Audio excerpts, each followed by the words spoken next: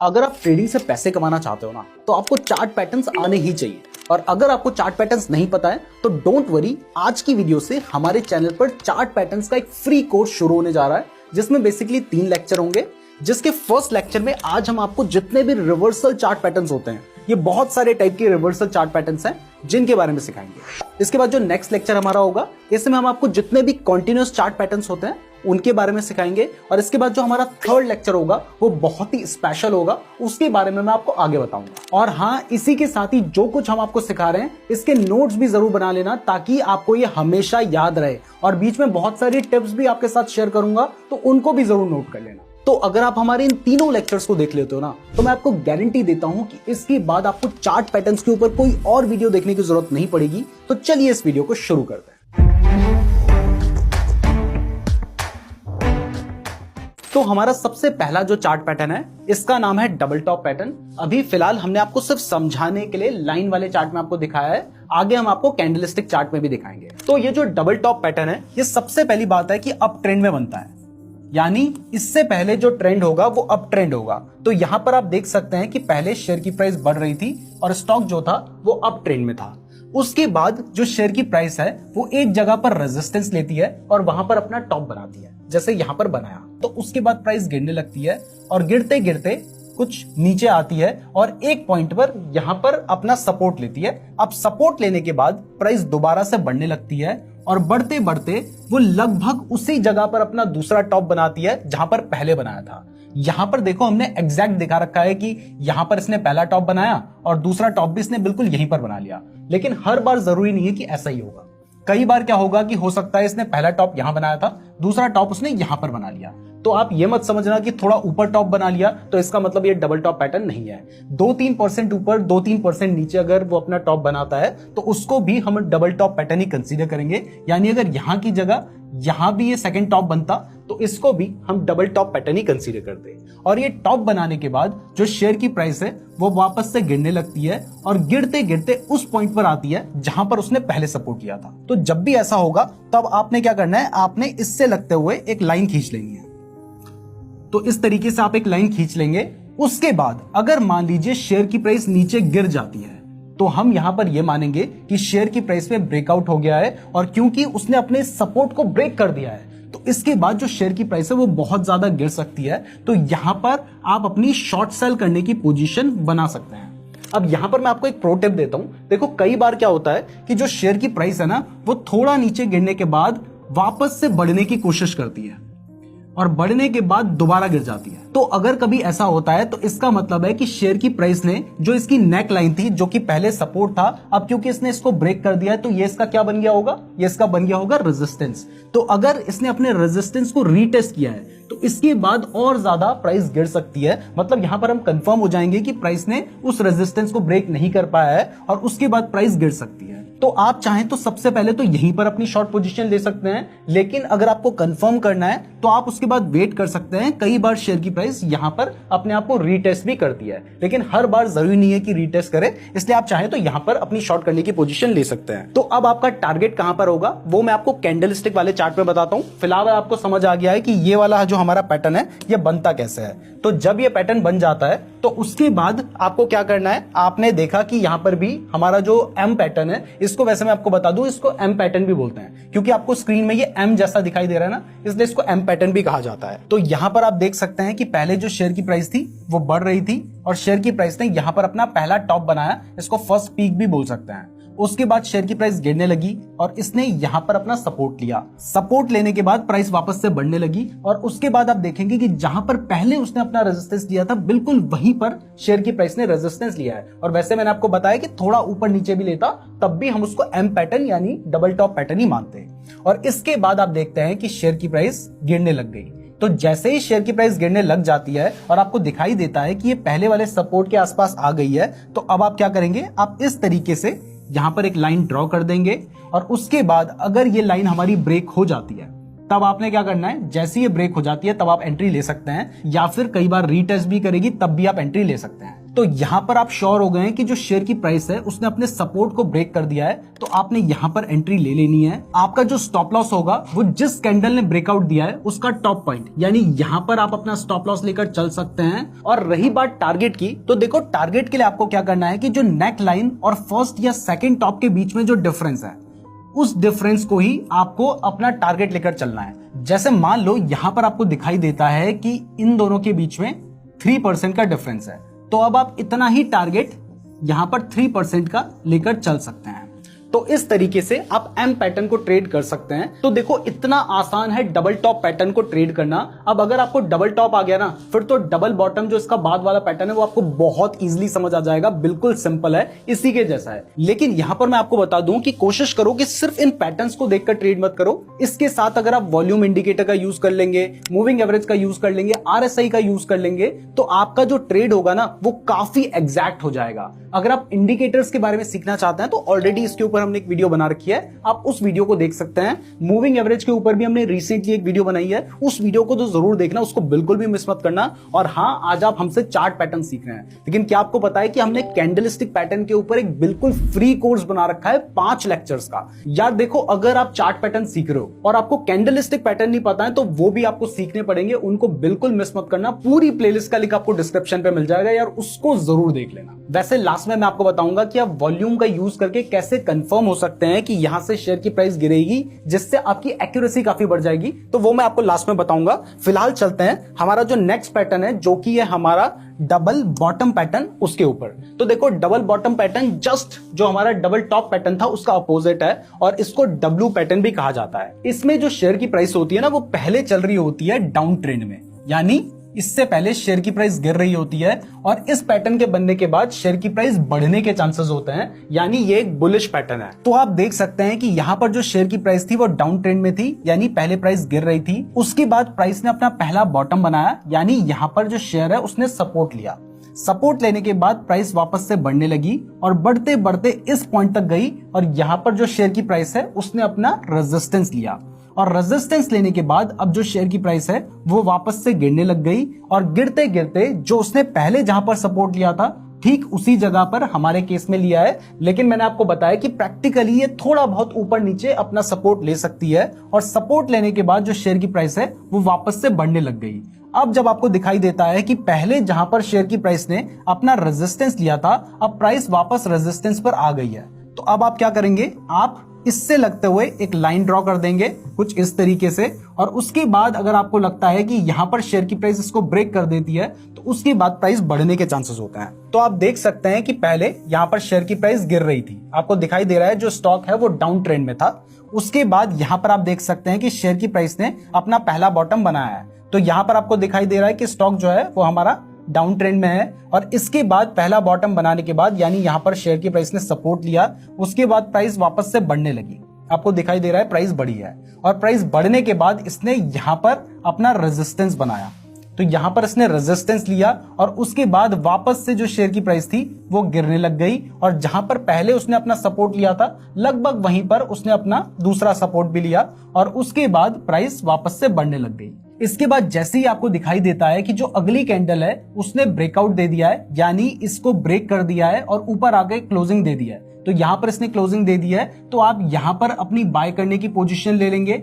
आपका जो stop loss होगा वो जिस कैंडल ने ब्रेकआउट दिया है उस कैंडल के नीचे, यानी यहां पर आप अपना स्टॉप लॉस रख सकते हैं। और टारगेट के लिए मैंने आपको डबल टॉप वाले केस में बताया था, सेम उसी तरीके से यहां पर भी आप अपना टारगेट लेकर चल सकते हैं। आपने देखना है कि इन दोनों के बीच में डिफरेंस कितना है। मान लो अगर 5% का दोनों के बीच में डिफरेंस है तो इतना ही आप अपना टारगेट लेकर चल सकते हैं। तो यहां पर लगभग आप अपना टारगेट ले लेते और आपको आपका 5% का प्रॉफिट मिल जाता। तो देखो ये डबल बॉटम पैटर्न भी कितना ही सिंपल है, मुझे लगता है आपको अच्छे से अभी समझ आ रहा होगा। अगर समझ आ रहा है तो वीडियो को लाइक जरूर कर दीजिएगा, और हाँ अगर आप चाहते हैं कि हम जो इसका सेकंड लेक्चर है वो भी लेकर आए तो कमेंट जरूर कर देना कि आपको पार्ट 2 चाहिए। तो अब मेरा आपसे एक सवाल है, मैं चाहता हूं कि जो कुछ मैं आपको सिखा रहा हूं वो आपको समझ आ रहा है या नहीं वो भी मुझे पता चले। तो इसके लिए आपको बताना है कि जो हमारा डब्ल्यू पैटर्न है, यानी जो हमारा डबल बॉटम पैटर्न है, और जो हमारा एम पैटर्न है, यानी जो हमारा डबल टॉप पैटर्न है, इसमें बुलिश पैटर्न कौन सा है और बियरिश पैटर्न कौन सा है, ये आपने अभी के अभी कमेंट करके बताना है। अगर आप सीरियसली सीखना चाहते हो तो कमेंट जरूर कीजिएगा। अब इसके बाद जो हमारा थर्ड पैटर्न है ना, इसका नाम है ट्रिपल टॉप पैटर्न। लेकिन ट्रिपल टॉप पैटर्न को समझने से पहले अगर आप ट्रेडिंग के लिए बेस्ट डीमैट अकाउंट खुलवाना चाहते हैं तो कुछ अच्छे डीमैट अकाउंट के लिंक मैंने आपको डिस्क्रिप्शन पे दे रखे हैं, तो डिस्क्रिप्शन जरूर चेक कर लीजिएगा। अब आपको नाम से ही समझ आ रहा है कि इसमें ट्रिपल टॉप है, तो देखो यहाँ पर आपको 3 टॉप नजर आ रहे हैं। तो ये भी बहुत ही सिंपल पैटर्न है, बहुत आसानी से आपको समझ आ जाएगा। तो सबसे पहले इसमें होता क्या है कि यहाँ पर जो शेयर की प्राइस है वो अप ट्रेंड में होती है। देखो यहाँ पर शेयर की प्राइस पहले बढ़ रही थी, उसके बाद शेयर जो है वो प्राइस बढ़ते बढ़ते एक जगह पर अपना रेजिस्टेंस बनाता है, जैसे यहां पर बनाया है, और इस जगह को हम फर्स्ट टॉप कह देंगे। उसके बाद प्राइस गिरती है और गिरने के बाद प्राइस यहां पर अपना सपोर्ट लेती है। इसके बाद प्राइस वापस बढ़ती है और जहां पर उसने अपना पहला टॉप बनाया था उसी जगह पर ये अपना दूसरा टॉप बना लेती है। तो यहां पर भी इसने अपना रेजिस्टेंस लिया है। और सेम इस केस में भी वो बात है कि जरूरी नहीं है कि एग्जैक्टली उसी जगह पे अपना वो रेजिस्टेंस ले, 2-3% थोड़ा बहुत ऊपर नीचे हो सकता है। अब सेकंड टॉप बनाने के बाद उसके बाद जो शेयर की प्राइस है वो वापस गिरने लगती है और यहां पर अपना सपोर्ट बनाती है। अब अगर हम इस पैटर्न को सिर्फ यहां तक देखें तो देखो ये हमारा डबल टॉप पैटर्न बन रहा है। अब इस केस में डिफरेंस क्या है डबल टॉप में और ट्रिपल टॉप में? डिफरेंस सिर्फ इतना है कि डबल टॉप में हुआ क्या था कि यहीं पर ब्रेकआउट आ गया था, मतलब इसके बाद प्राइस यहीं से नीचे गिरने लग गई थी। लेकिन इस केस में यहां पर ब्रेकआउट नहीं आया, इसके बाद प्राइस वापस बढ़ने लग गई और वो अपना जो रेजिस्टेंस था उसको दोबारा टेस्ट करने गई। तो यहां पर प्राइस दोबारा गई और इसने जहां पर पहले रेजिस्टेंस लिया था अब तीसरी बार भी यहां पर रेजिस्टेंस ले लिया, मतलब इससे ज्यादा प्राइस ऊपर जा ही नहीं पाई, उसने अपनी पूरी कोशिश कर ली है। तो इसके बाद प्राइस का क्या था, उसको गिरना था और गिरते गिरते प्राइस यहां पर आई और इसने जहां पर पहले सपोर्ट लिया था ठीक उसी जगह पर सपोर्ट लिया है। अब क्योंकि आप इसको डबल एम पैटर्न कंसीडर कर रहे होंगे तो लाइन तो आपने पहले ही खींच ली होगी, चलो तब आपने नहीं देखा तो अब आप ट्रिपल के टाइम पे लाइन खींचेंगे और जब आपको दिखाई देता है कि यहां पर इसने इस जगह को ब्रेक कर दिया है तो ये वाला जो पैटर्न होगा ना ये डबल एम पैटर्न से भी ज्यादा स्ट्रांग होगा, क्योंकि इसने अपने रेजिस्टेंस को 3 बार टेस्ट किया है और 3 बार टेस्ट करने के बाद इसने अपने सपोर्ट को ब्रेक कर दिया। तो अब इसका जो सपोर्ट टूटा है ये कोई छोटा मोटा सपोर्ट नहीं है, ये काफी बड़ा सपोर्ट टूटा है और जब इसके बाद सपोर्ट टूटता है तो इसके बाद प्राइस बहुत तेजी से गिर सकती है, जैसा इस केस में आपको दिखाई दे रहा है। तो अभी आपको ये पैटर्न बनता कैसे समझ आ गया है, तो चलिए इसके बेसिस पर ट्रेड कैसे लेना है उसको भी हम समझ लेते हैं। तो यहां पर आपके सामने हमने ये ट्रिपल टॉप पैटर्न बना रखा है। तो आप देख सकते हैं कि पहले जो शेयर की प्राइस है वो जैसा मैंने आपको बताया था कि अप ट्रेंड में होगी, तो आपको दिखाई दे रहा है शेयर की प्राइस पहले बढ़ रही थी। वैसे ये अप ट्रेंड क्या होता है, डाउन ट्रेंड क्या होता है, इसके बारे में ही अगर आपको नहीं पता है फिर तो देखो हमने टेक्निकल एनालिसिस के ऊपर एक 35 मिनट की वीडियो बना रखी है जिसको देखकर आप पूरा टेक्निकल एनालिसिस सीख सकते हैं। उस वीडियो को भी मिस मत करना, उसका लिंक भी आपको डिस्क्रिप्शन में मिल जाएगा, नहीं मिले तो यूट्यूब में सर्च कर लेना नीरज जोशी टेक्निकल एनालिसिस और उस वीडियो को जरूर देख लेना। तो यहां पर आपने देखा कि शेयर की प्राइस पहले अप ट्रेंड में थी, यानी शेयर की प्राइस पहले बढ़ रही थी। उसके बाद यहां पर उसने अपना पहला टॉप बनाया, T1 इसका नाम दे देते हैं, या फिर इसको आप पहला रेजिस्टेंस भी समझ सकते हैं। और रेजिस्टेंस बनाने के बाद शेयर की प्राइस गिरी और गिरते गिरते इस पॉइंट में आप देख सकते हैं यहां पर आने के बाद शेयर की प्राइस ने वापस बढ़ने की कोशिश की, तो यहां पर उसने अपना सपोर्ट लिया है। अब सपोर्ट लेने के बाद क्या हुआ कि यहां से जो शेयर की प्राइस थी ना इसने वापस से बढ़ना शुरू किया। बढ़ते बढ़ते अब जहां पर पहले उसने अपना रेजिस्टेंस लिया था सेकंड रेजिस्टेंस भी उसके बिल्कुल पास में ही लिया है। तो यहां पर इसका सेकंड रेजिस्टेंस हो गया, या हमारा T2 हो गया या R2 हो गया, जो मर्जी नाम रख लो। तो ये हमारा इसने सेकंड टॉप पे रेजिस्टेंस ले लिया है।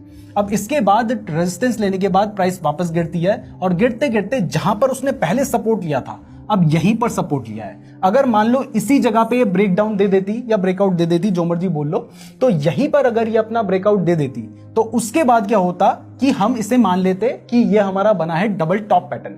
लेकिन इसने यहां पर ब्रेकआउट नहीं दिया, इसके बाद जो शेयर की प्राइस थी इसने सपोर्ट ले लिया यहां पर और उसके बाद प्राइस बढ़ने लग गई और बढ़ते बढ़ते जहां पर पहले रेजिस्टेंस लिया था ठीक उसी लेवल के आसपास देख सकते हैं कि आपने इसना थर्ड वाला जो टॉप बनाया, यानी यहां पर इसने रेजिस्टेंस ले लिया।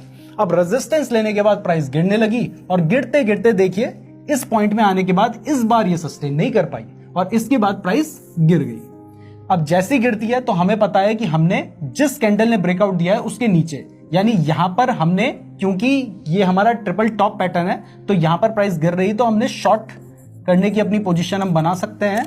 हमारा जो स्टॉप लॉस होगा वो जिस कैंडल ने ब्रेकआउट दिया है उसके थोड़ा ऊपर, यानी यहां पर हमारा स्टॉप लॉस होगा और टारगेट के लिए जैसे हम डबल टॉप या डबल बॉटम पैटर्न में देख रहे थे, वैसे ही हम यहां पर भी टारगेट लेकर चल सकते हैं। और यहां पर मान लो कि अगर T1, T2 और T3 यहां पे होता, तो जो सबसे छोटा वाला टॉप है ना, उतना टारगेट लेकर चलना काफी सेफ रहोगे। तो मान लेते हैं कि ये सबसे छोटा है, तो यहां पर वैसे तो ऑलमोस्ट बराबर होंगे, थोड़ा सा डिफरेंस होगा। तो यहां पर हमने देखा कि मान लीजिए 5% है, तो आप इतना ही नीचे का अपना टारगेट लेकर चल सकते हैं। तो यहां पर आपका 5% का टारगेट हो जाएगा। तो ये मुझे लगता है आपको समझ आ गया होगा हमारा ट्रिपल टॉप पैटर्न। तो अब चलते हैं इसके just opposite triple bottom pattern पे। अब देखो, ये तो मुझे लगता है कि आपको ऐसे ही समझ आ गया होगा, बट समझाना मेरा कर्तव्य है तो समझाता हूं। तो देखो, सबसे पहले तो ये एक बुलिश पैटर्न है, यानी इस पैटर्न के बनने के बाद शेयर की प्राइस बढ़ने के चांसेस होते हैं, जैसे इस केस में हो रहा है। और क्योंकि ये एक बुलिश पैटर्न है, तो जितने भी बुलिश पैटर्न होते हैं ना, वो डाउन ट्रेंड में बनते हैं। क्योंकि प्राइस पहले गिर रही थी, उसके बाद ही तो वो बुलिश होगी, यानी बढ़ने के चांसेस होंगे, और तभी तो हम उसको रिवर्सल कहेंगे। तो जितने भी बुलिश पैटर्न होंगे वो हमेशा डाउन ट्रेंड में बनेंगे, और जितने भी बेयरिश पैटर्न होंगे, यानी जिस पैटर्न के बनने के बाद प्राइस गिरने के चांसेस हैं, तो पहले प्राइस बढ़ रही होगी तभी गिर रही है, तो वो अप ट्रेंड में बनते हैं। इसके अलावा कुछ कॉन्टिन्यूस पैटर्न होते हैं, उस पैटर्न में मान लीजिए प्राइस बढ़ रही है तो उसके बाद बढ़ती जाएगी, वो हम नेक्स्ट लेक्चर में बात करने वाले हैं। तो आपको अभी चार्ट पैटर्न में दिखाई दे रहा है, यहां पर जो शेयर की प्राइस है वो पहले गिर रही थी, आपको इजिली यहां पे दिखाई दे रहा है। तो प्राइस यहां पर पहले गिर रही थी, गिरते गिरते इसने यहां पर अपना पहला बॉटम बना दिया। यहां पर इसने क्या लिया? सपोर्ट लिया। अब सपोर्ट लेने के बाद प्राइस बढ़ने लगी, बढ़ते बढ़ते एक ऐसा पॉइंट आया, जरूरी नहीं है ये आया ऊपर, कहीं भी हो सकता है। इसने यहां पर अपना क्या ले लिया? यहां पे इसने ले लिया अपना रेजिस्टेंस। रेजिस्टेंस लेने के बाद प्राइस वापस से गिरने लग गई, गिरते गिरते यहां पर क्या लिया उसने? अपना सपोर्ट लिया। तो यहां पर प्राइस ने ले लिया सपोर्ट। जहां पर पहले सपोर्ट लिया था, देखो इससे थोड़ा सा नीचे सपोर्ट ले रखा है इस बार, ठीक है। इसका सपोर्ट यहां पर था, इसका सपोर्ट यहां पर है। अब इसके बाद प्राइस बढ़ने लगी, बढ़ते बढ़ते जहां पर रेजिस्टेंस बनाया था लगभग वहीं पर इसने अपना दूसरा रेजिस्टेंस भी लिया है। उसके बाद आपको पता है कि ये अगर यहीं से ब्रेकआउट दे देती तो ये हमारा डब्ल्यू पैटर्न बन जाता। अब यहां पर इसने ब्रेकआउट नहीं दिया, उसके बाद हमें दिखाई देता है कि प्राइस गिरने लग गई। गिरते गिरते इसने यहां पर अपना तीसरा बॉटम बनाया, यानी यहां पर इसने अपना सपोर्ट ले लिया, और सपोर्ट लेने के बाद प्राइस वापस से बढ़ने लगी। और इस बार जहां पर उसने पहले 2 बार रेजिस्टेंस दिया था, वहां पर रेजिस्टेंस नहीं लिया और प्राइस ऊपर चली गई। तो हमने पहले से ही 2 लाइनें खींच रखी होंगी यहां पर, लेकिन हमें दिखाई देता है कि इसने जो हमारा रेजिस्टेंस लाइन है, इसको ना नेक लाइन भी बोलते हैं। इसने हमें दिखाई दे रहा है कि इसने इस लाइन को ब्रेक कर दिया। तो जब हमें दिखाई देता है कि इसने ब्रेक कर दिया है और अच्छे से ब्रेक कर दिया है, तो तब हम क्या करेंगे? जिस कैंडल में ब्रेकआउट हो चुका है, उस कैंडल का जो टॉप है, यहां पर हम अपनी बाय करने की पोजीशन ले लेंगे। हमारा स्टॉप लॉस कहां पर होगा? जिस कैंडल ने ब्रेकआउट दिया है उसका लोएस्ट पॉइंट, यानी आप इस वाले का लोएस्ट पॉइंट, यानी यहां पर अपना स्टॉप लॉस लेकर चल सकते हैं। और हाँ, स्टॉप लॉस जस्ट नीचे मत लेना, नीचे से थोड़ा सा आपने जगह छोड़नी होती है, क्योंकि जो सपोर्ट एंड रेजिस्टेंस है ना, वो एग्जैक्ट नहीं होते। तो जिस कैंडल ने ब्रेकआउट दिया था, जैसे हमें दिखाई दे रहा है कि इस वाली कैंडल ने ब्रेकआउट दिया था, तो हम इसके थोड़ा नीचे, यानी यहां पर अपना स्टॉप लॉस ले लेंगे। यहां पर हमारी बाय करने की पोजीशन बनेगी। और इसके बाद हमारा जो टारगेट है, वो मैंने आपको बताया है कि इनमें जो सबसे छोटा वाला होगा, उनके बीच में डिफरेंस देखना। जैसे ये 5% का अगर आपको लगता है डिफरेंस है, तो इतना ही आप अपना टारगेट 5% का लेकर चल सकते हैं। और जैसे ही 5% आपका अचीव हो जाता है, तो आप ये मान के चल सकते हैं कि आपका जो टारगेट है वो अचीव हो गया है। तो देखो, ट्रिपल बॉटम पैटर्न भी बहुत ही ज्यादा सिंपल है। अब दोबारा से क्वेश्चन की बारी आ चुकी है। तो सवाल यह है कि जो हमारा ट्रिपल बॉटम पैटर्न है और जो हमारा ट्रिपल टॉप पैटर्न है, इसमें से कौन सा पैटर्न अप ट्रेंड में बनता है और कौन सा पैटर्न डाउन ट्रेंड में बनता है, ये आपने कमेंट करके बताना है। हमने थोड़ी देर पहले इसका जवाब दिया था। अगर आपको जवाब मालूम नहीं है तो एक बार थोड़ा पीछे से वीडियो देखो, आसानी से समझ आ जाएगा। लेकिन आपने आंसर जरूर करना है कमेंट बॉक्स में। इसी के साथ अगर अभी तक आपने हमारे चैनल को सब्सक्राइब नहीं किया है तो सब्सक्राइब जरूर कर देना। अब इसके बाद जो हमारा नेक्स्ट पैटर्न है, इसका नाम है हेड एंड शोल्डर पैटर्न। अब इसका नाम हेड एंड शोल्डर पैटर्न क्यों है, वो आपको इजिली नजर आ रहा होगा। इसका एक शोल्डर ये है, एक शोल्डर ये है, यहां पर हेड है। तो जैसे आप देख सकते हैं कि मेरा एक शोल्डर, दूसरा शोल्डर, यहां पर हेड। तो क्योंकि ये इंसान के हेड एंड शोल्डर की तरह दिखाई देता है, इसलिए इसका नाम हेड एंड शोल्डर है, शैम्पू वाले हेड एंड शोल्डर की जगह पे नहीं है। तो हमें दिखाई दे रहा है कि ये यहां पर एक हेड एंड शोल्डर पैटर्न बन चुका है। अब ये जो हेड एंड शोल्डर पैटर्न है, ये एक बेयरिश पैटर्न है, यानी इस पैटर्न के बनने के बाद शेयर की प्राइस गिरने के चांसेस होते हैं, यहां पर आप देख भी सकते हैं। और जितने भी बियरिश पैटर्न्स होते हैं वो मैंने आपको क्या बताया है, वो बनते हैं हमेशा अप ट्रेंड में। तो आप देख सकते हैं कि ये हमारे अप ट्रेंड में बन रहा है। तो जब भी आपको कभी चार्ट पे दिखाई देता है कि जो शेयर की प्राइस है वो बढ़ रही थी, यानी पहले शेयर अप ट्रेंड में था, उसके बाद जो शेयर की प्राइस है वो एक जगह पर जाकर अपना रेजिस्टेंस बनाती है, तो यहां पर शेयर की प्राइस ने रेजिस्टेंस बनाया है और रेजिस्टेंस बनाने के बाद शेयर की प्राइस थोड़ा नीचे गिरती है और यहां पर अपना हायर लो बनाती है। अब हायर लो क्या होता है, देखिए जब भी शेयर की प्राइस अप ट्रेंड में होती है ना, तो अप ट्रेंड में जाने के बाद जब थोड़ा नीचे आती है तो इस जगह को हम हायर लो कहते हैं। हायर लो बनाने के बाद शेयर की प्राइस वापस बढ़ती है और इसके बाद जो पहला शोल्डर था, जो हमारा सर है वो शोल्डर के ऊपर ही होगा, तो इससे ऊपर जाके अपना हेड बनाती है। यहां पर इसने अपना हेड बना दिया है। हेड बनाने के बाद शेयर की प्राइस वापस गिरती है और गिरने के बाद जहां पर उसने पहले अपना सपोर्ट लिया था इस जगह पर, इसी जगह पर वो दोबारा से अपना सपोर्ट लेती है। सपोर्ट लेने के बाद प्राइस बढ़ती है और जहां इसने पहले शोल्डर बनाया था, जो दूसरा शोल्डर होता है वो भी बिल्कुल आसपास ही होता है, तो देखिए यहां पर इसका पहला शोल्डर था और दूसरा शोल्डर इसने यहां पर बनाया है। ध्यान रखिए कि यहां पर भी जरूरी नहीं है कि एग्जैक्टली वहीं पर वो अपना शोल्डर बनाए, थोड़ा सा ऊपर नीचे हो सकता है, लेकिन हेड से ऊपर शोल्डर नहीं हो सकता। तो जो भी हेड एंड शोल्डर पैटर्न होगा उसमें एक जगह पर शेयर की प्राइस ने यहां पर रेजिस्टेंस लिया, दूसरा रेजिस्टेंस यहां पर लिया और तीसरा अपने शोल्डर के पास में ही रेजिस्टेंस लिया हुआ होना चाहिए। तो यहां पर उसने रेजिस्टेंस ले लिया है और उसके बाद अगर शेयर की प्राइस जो हमारा पहला इसने यहां पर सपोर्ट लिया था, दूसरा यहां पर सपोर्ट लिया था, इस पॉइंट को अगर ब्रेक करके नीचे आ जाती है तो हम ये मान सकते हैं कि यहां पर हमारा जो हेड एंड शोल्डर पैटर्न है वो बन चुका है और अब इसके बाद शेयर की प्राइस गिर सकती है। तो यहां पर हम पोजीशन ले सकते हैं। अब वो पोजीशन लेनी कैसे है, चलिए इसे चार्ट पे समझ लेते हैं। तो यहां पर आपको दिखाई दे रहा है शेयर की प्राइस अप ट्रेंड में थी और यहां पर जाकर इसने अपना क्या बनाया है, इसने यहां पर अपना बनाया है रेजिस्टेंस, क्योंकि इसके बाद शेयर की प्राइस गिरने लग गई। अब शेयर की प्राइस गिरी, गिरते गिरते इसने यहां पर अपना सपोर्ट लिया। सपोर्ट लेने के बाद शेयर की प्राइस वापस से बढ़ने लगी और बढ़ते बढ़ते इस जगह पर इसने अपना क्या लिया, इसने दोबारा से अपना रेजिस्टेंस लिया। अब आप यहां पर देखेंगे कि इसने तो एग्जैक्ट रेजिस्टेंस लेकर नीचे नहीं गिरी प्राइस, तो देखो ऐसा हमेशा नहीं होता है, बिल्कुल एग्जैक्ट नहीं बनेगा पैटर्न। आप देख सकते हैं उसके बाद प्राइस थोड़ा सा इधर गई, यानी आसपास उसने रेजिस्टेंस लिया है, तो आप इस पूरे एरिया को इसका एक रेजिस्टेंस मानकर चल सकते हैं। तो यानी ये रेजिस्टेंस ही है। तो एग्जैक्टली अगर शेयर की प्राइस इस तरीके का रेजिस्टेंस ना बनाकर थोड़ा बहुत शेयर की प्राइस यहां पर थोड़ी देर तक साइडवेज चले तो आप उसको भी इसका रेजिस्टेंस ही मानेंगे और ये हमारा बन जाता है इसका हेड। तो पहले जो शेयर की प्राइस थी, जो हमारा लेफ्ट वाला शोल्डर था, हमने LS लिख भी रखा था यहां पर, ये वाला शोल्डर नीचे था, उसके बाद हेड बना वो शोल्डर के ऊपर है। यहां पर इसने अपना रेजिस्टेंस लिया, उसके बाद प्राइस गिरी और इसने यहां पर अपना सपोर्ट लिया। तो आप देख सकते हैं सपोर्ट इसने यहां पर ले लिया है। और इस बार एक और चीज आप नोटिस कीजिए कि एग्जैक्टली यहां पर सपोर्ट नहीं लिया है, थोड़ा नीचे इसने सपोर्ट लिया है और सपोर्ट लेने के बाद दोबारा से प्राइस बढ़ती है और बढ़ते बढ़ते जाती है हमारी यहां तक और यहां पर जाने के बाद शेयर बनाता है अपना राइट वाला शोल्डर। ये वाला शोल्डर शेयर ने यहां पर बना लिया है। अगर मान लीजिए प्राइस ऊपर चली जाती तब क्या ये हेड एंड शोल्डर पैटर्न होता? नहीं होता, क्योंकि ये हेड से ऊपर निकल गया है। इस केस में ये हेड एंड शोल्डर पैटर्न नहीं होता, लेकिन क्योंकि यहां पर जो शेयर की प्राइस है इसने हेड के नीचे अपना दूसरा रेजिस्टेंस बनाया है इस जगह पर, तो इसलिए यहां पर एक रेजिस्टेंस था, यहां पर इसने हेड बनाया जो कि इस रेजिस्टेंस के ऊपर है और तीसरा वाला जो रेजिस्टेंस है वो इसके नीचे है। तो इसलिए ये हेड एंड शोल्डर पैटर्न बन रहा है और उसके बाद प्राइस गिरने लगती है।